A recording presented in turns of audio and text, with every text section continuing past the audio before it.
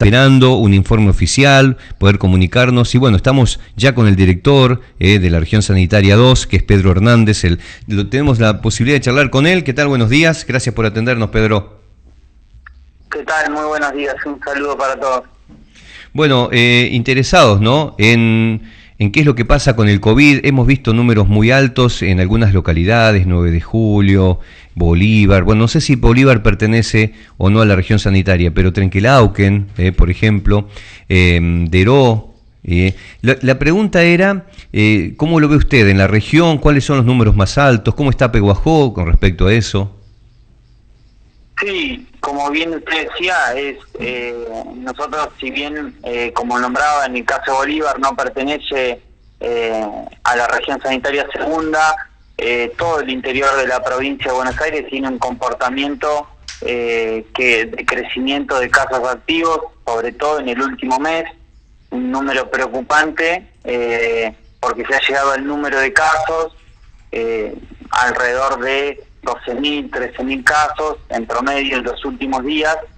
Si bien ayer fueron muchos menos los casos, fueron cerca de 8.500, pero se llegó casi al número máximo de casos activos que se había alcanzado en el mes de agosto, entre los primeros días de septiembre, o sea, desde el inicio de la pandemia, con la aparición del primer caso en marzo, que llegamos al mismo número de casos que tan solo ahora en un mes, por lo cual eso es preocupante de alguna manera, porque lo que nosotros habíamos logrado, que era extender los contagios en el tiempo para darle tiempo a nuestro sistema sanitario de soportar eso y que todos los pacientes fueran asistidos según su requerimiento clínico, eso en este momento, si no logramos descender en este crecimiento que ha tenido toda la provincia de Buenos Aires, incluida la Ciudad Autónoma de Buenos Aires, digamos, pone en peligro, digamos, comienza a estresar fuertemente nuestros sistemas sanitarios,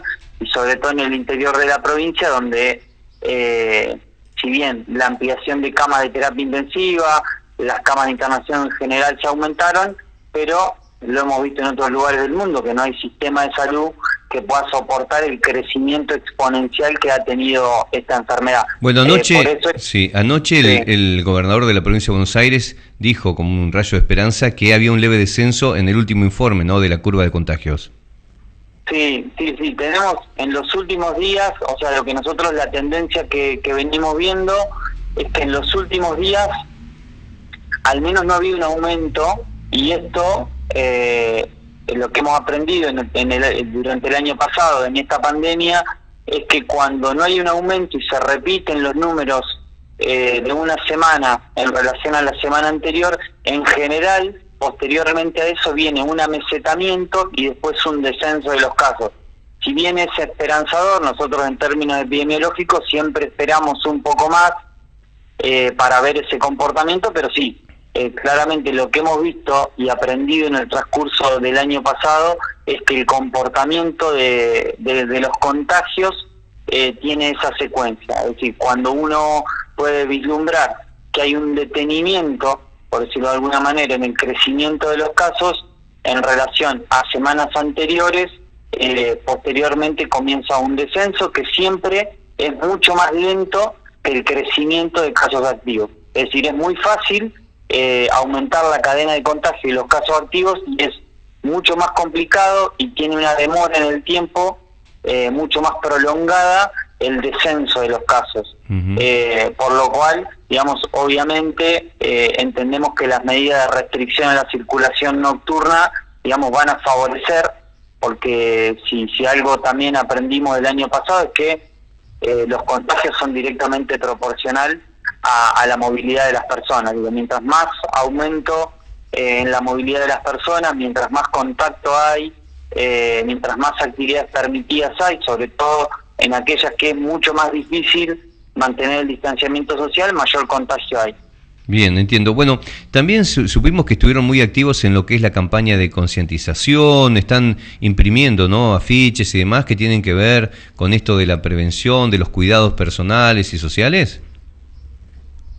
Sí, nosotros hemos tenido, además, digo, de todas las campañas a través de las redes sociales, que hoy son los medios masivos de comunicación, sumados obviamente a los tradicionales, sí ha habido un gran trabajo de concientización, también con la necesidad de llegar a públicos que consumen, digamos, o que utilizan mucho esos medios de comunicación, como lo son las redes sociales, para concientizar. Y después también se ha hecho un trabajo muy interesante en los territorios, directamente en los municipios, que tienen que ver con el programa Detectar, que cumple una doble función, que tiene que ver con la detección, como bien dice el programa, de casos activos de COVID, para lograr su aislamiento oportuno, su diagnóstico y aislamiento oportuno, y cortar una cadena de contagio. Y también se aprovecha para hacer una acción de promoción y preventiva respecto de recordarle a la ciudadanía las medidas que han sido las más eficaces: la de distanciamiento social, la utilización del tapaboca, el lavado frecuente de manos, no compartir el mate, bueno, algunas cuestiones culturales que hemos tenido que aprender a lo largo del año pasado, y que han sido las más efectivas hasta ahora, hasta la llegada de la vacuna, pero que han sido las más efectivas no solo acá en Argentina, sino en todo el mundo. Una de las expectativas más grandes que hay en la gente es justamente en la vacuna, y sabemos que ya la Sputnik 5 llegó a la Argentina y se van a distribuir en la provincia de Buenos Aires y en el resto de las provincias. ¿Hay una fecha estimada en que llegue la segunda tanda de vacunas a la ciudad de Pehuajó, o todavía no hay nada? Sí, la realidad es que por ahí, para contarle a la audiencia, es interesante comentarle cómo está diagramada la campaña de vacunación. Ya recibimos la primera dosis, que ya está siendo aplicada prioritariamente al personal de salud, sí, y en algunos casos a personal considerado esencial, pero fundamentalmente a todos los trabajadores relacionados con la salud. Ya recibieron su primera dosis. Hace tan solo 2 días llegó la segunda dosis de esta primera tanda, que también va a ser aplicada a la misma población, y ya posteriormente, para fines de este mes, estaremos comenzando con la campaña de vacunación masiva para el resto de las poblaciones objetivos, que son los mayores de 60 años, que en breve estará la autorización del ANMAT para vacunar también esa población. ¿Los docentes se habla de febrero? Sí, fines, exactamente lo que le decía.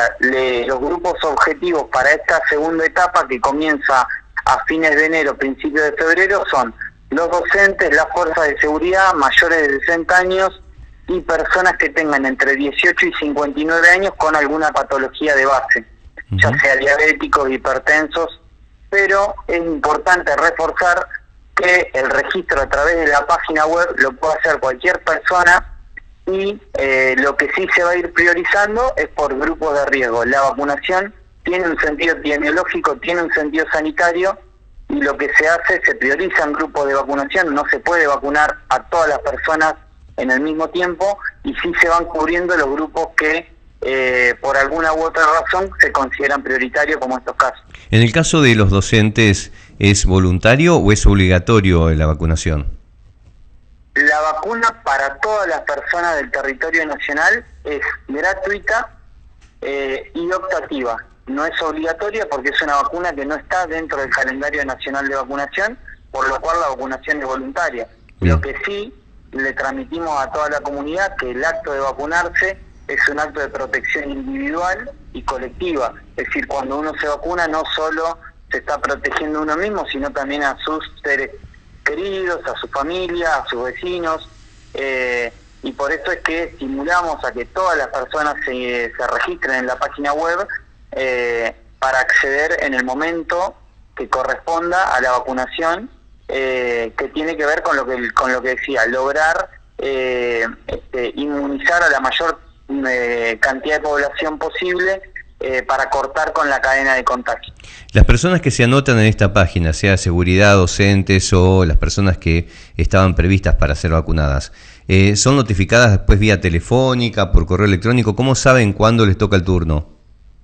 Sí, exactamente. El registro es justamente eso, es un registro donde posteriormente se le avisa a la persona a través del teléfono que dejó registrado, el email que dejó registrado, se le avisa en qué momento puede acceder a su turno, porque la persona va a tener la posibilidad, hablando de estos grupos prioritarios, ¿verdad?, de elegir el turno, el día que se quiere vacunar y el horario. Y eso, el sistema informático que está previsto, con el cual ya venimos trabajando con los hospitales municipales, ordena por grupo prioritario y le permite a la persona en ese ordenamiento elegir el turno. Así que esto es un registro y posteriormente hay una comunicación para que la persona pueda elegir el turno. Así es como se va a poder hacer, y después en los municipios de nuestra región sanitaria se están dando diferentes estrategias, como puede ser la de salir casa por casa, grupos sanitarios que salen casa por casa también, a llevar esta información puerta a puerta, o con algún tipo de dispositivo en la vía pública, que puede ser gazebo y demás, para estimular el registro y también para evacuar muchas de las dudas que por ahí tiene la gente antes de registrarse. Pese a que en la página está toda la información disponible, siempre es bueno que puedan hablar con algún profesional de la salud, con alguien relacionado al área de la salud, para sacarse todas las inquietudes que tengan antes de inscribirse. Ayer hablábamos con el secretario de Salud local, el doctor Pichetto, y nos decía que habían visto una relación, ¿no?, entre por ahí personas que venían de vacacionar y que manifestaban síntomas. Entonces, lo que hacía era sugerir de que apenas volvían, así no tuvieran síntomas, como los primeros días son asintomáticos del contagio, que se quedaran en sus casas. O sea, venían de vacaciones y que se quedaran mínimo 7 días.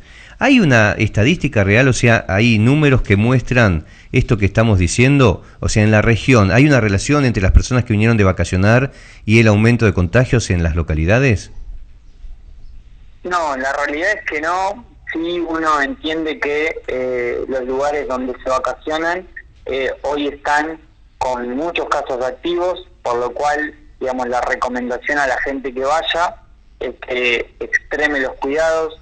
Mar del Plata es la ciudad que más casos activos viene teniendo en los últimos 45 días, muy por encima de la media y muy por encima de las ciudades como Capital Federal o primero, segundo y tercer cordón del conurbano. Entonces, claramente que hay un riesgo aumentado en las personas que viajan hacia los lugares donde se vacacionan.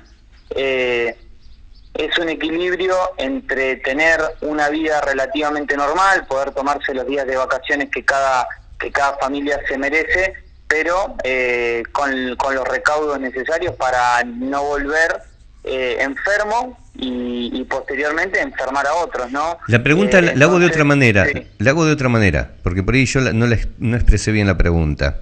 Digamos, sí. La gente que viene de vacacionar, ¿sí? Hay muchos casos que vienen con el virus, o sea, estadísticamente se ha visto, llegaron de vacaciones, manifestaron síntomas y están con el COVID-19, ¿o no aumentaron los casos? La gente que viene de vacacionar no se informa, no se reporta enferma.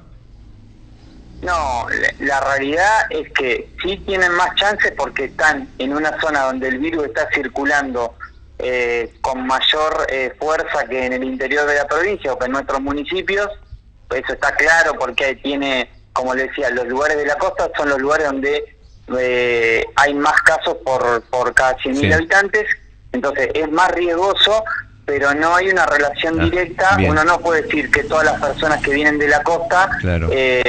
van a venir infectadas. Lo que sí, lógicamente, uno está en una zona donde el virus circula con mayor fuerza, es más posible que se contagie sí. en lugares donde los casos son menores o incluso la densidad o los aglomeramientos son menores.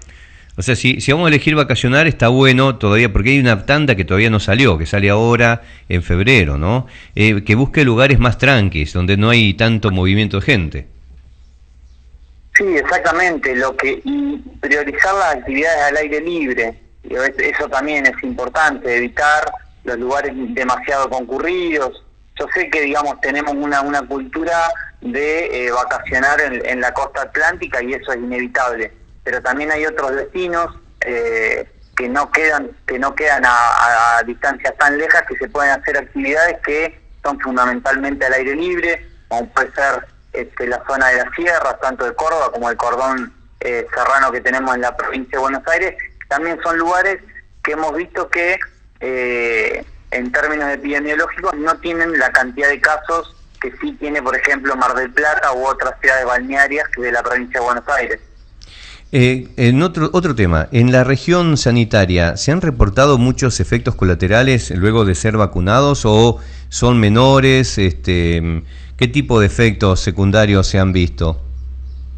No, los efectos secundarios que hemos visto son del orden local, es decir, algún enrojecimiento y dolor en la zona de aplicación, y algún efecto como dolor corporal, dolor muscular de menos de 12 horas de evolución, y en algunos casos alguna febrícula que también con menos de 12 horas de evolución, que reportan aproximadamente un 4% de las personas que se vacunan. La verdad que hemos encontrado una vacuna que como bien lo expresó la ANMAT en su comunicado, es una vacuna segura, que eso ya lo pudimos comprobar, y eficaz también, porque hay un grupo de pacientes, un porcentaje de pacientes que se les está haciendo seguimiento y se le hace medición de anticuerpos, es decir, para ver cuál es la respuesta inmunológica, es decir, cómo reacciona el organismo, cómo se defiende frente a la vacunación y cómo se prepara para un posterior contacto con el virus. Y hemos visto que en los dos casos, tanto de efectos adversos que son leves, es una vacuna segura y eficaz también, porque los niveles de anticuerpos nos marcan que son protectores para la enfermedad. Así que esto también, tiene que traer tranquilidad a la población, y bueno, y en eso se refleja también el incremento diario de la cantidad de gente. Ya estamos llegando al 1.000.000 de registrados en toda la provincia de Buenos Aires para recibir la vacuna, así que estimulamos a todas aquellas personas que tengan alguna duda, que quieran consultar, que lo hagan con sus médicos de cabecera, con un personal idóneo, y puedan registrarse con tranquilidad. Bueno, doctor, muchas gracias por su tiempo y bueno, por contarnos y aclararnos siempre este panorama con tantas dudas, ¿no?, que hay sobre el virus, las vacunas y demás. Siempre nos llegan inquietudes y preguntas. No sé si hay algo más, si no estaríamos cerrando la nota. No, agradecerle la posibilidad de tener este contacto directo con la audiencia y transmitir información desde el Ministerio de Salud de la provincia, y estimular a la gente que se informe a través justamente de fuentes oficiales, como son las secretarías de salud de cada uno de los municipios, los ministerios de salud de nación o de provincia, para evitar por ahí caer en la falsedad, digamos, de muchas noticias que circulan, como ya lo sabemos. Así que agradecerles a ustedes el espacio. ¿Hay alguna en particular que quiere mencionar que es falsa? Ya que dijo la falsedad de algunas noticias, por ahí, perdónela si no es oportuna la pregunta, pero ¿hay alguna en particular que usted ve que puede producir mucho daño en la sociedad y que no tiene que ver con la realidad? Sí, yo creo que la mayor, que ha sucedido fue